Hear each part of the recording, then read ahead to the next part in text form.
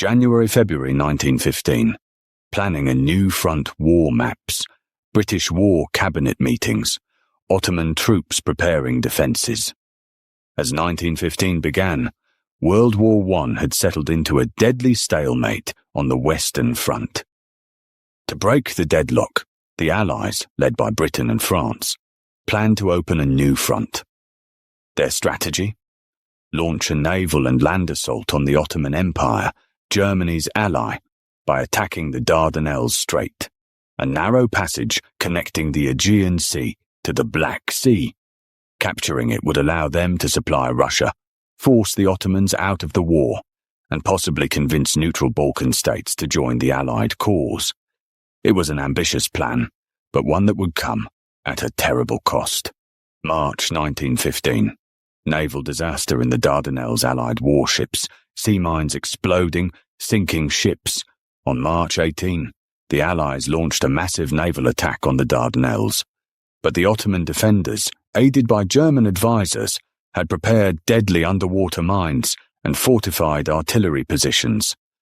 3 Allied battleships were sunk. Several others were heavily damaged.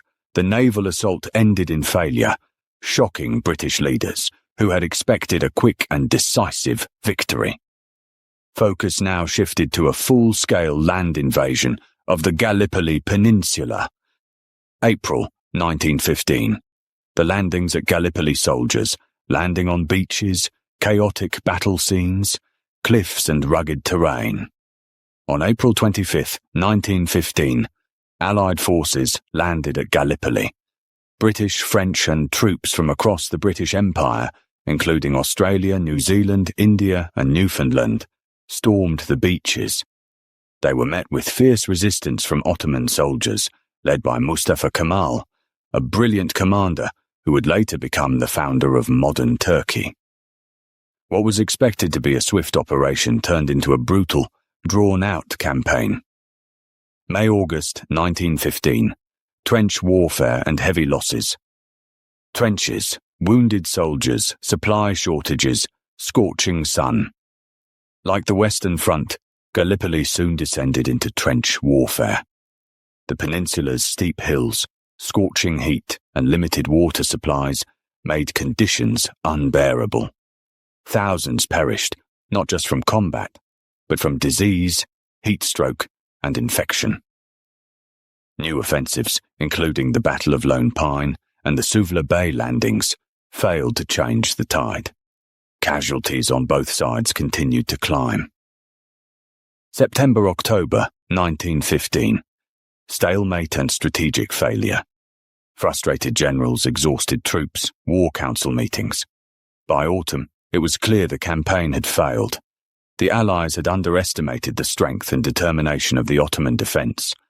Troops were trapped in a narrow strip of land, with no meaningful gains. Meanwhile, public opinion in Britain and its colonies turned sharply against military leaders. November-December 1915. Evacuations begins. Quiet night withdrawals, boats leaving, empty trenches. By the end of 1915, Allied commanders decided to withdraw. In a rare logistical success, the evacuation was carried out under the cover of darkness, with minimal casualties. The Gallipoli campaign had ended. Over 250,000 Allied soldiers were killed, wounded, or missing. Ottoman casualties were equally devastating. The campaign had failed to achieve its objectives and left lasting scars on every nation involved. Historical significance. National memorials, maps of Gallipoli, historical timelines. The Gallipoli campaign of 1915 stands as one of World War I's most tragic and significant failures. It strengthened the resolve of the Ottoman Empire and elevated Mustafa Kemal to the status of national hero. For Australia and New Zealand, Gallipoli became a defining moment. The bravery of the ANZAC troops gave rise to national identity, and ANZAC Day remains a sacred day of remembrance. The campaign also exposed the flaws in Allied leadership and eroded public confidence in wartime strategy. Key figures involved archival portraits with nameplates and short bios. Sir Winston Churchill, First Lord of the Admiralty who pushed for the campaign, later resigned. General Ian Hamilton, Commander of Allied forces at Gallipoli, Mustafa Kemal. Atatürk, Ottoman commander who led the successful defence, Lord Kitchener. British war leader who ordered reinforcements, ANZAC troops.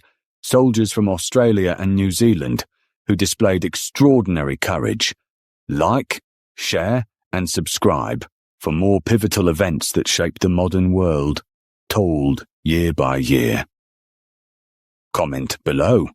Was Gallipoli a bold strategy gone wrong, or a mistake from the start? Let us know what you think.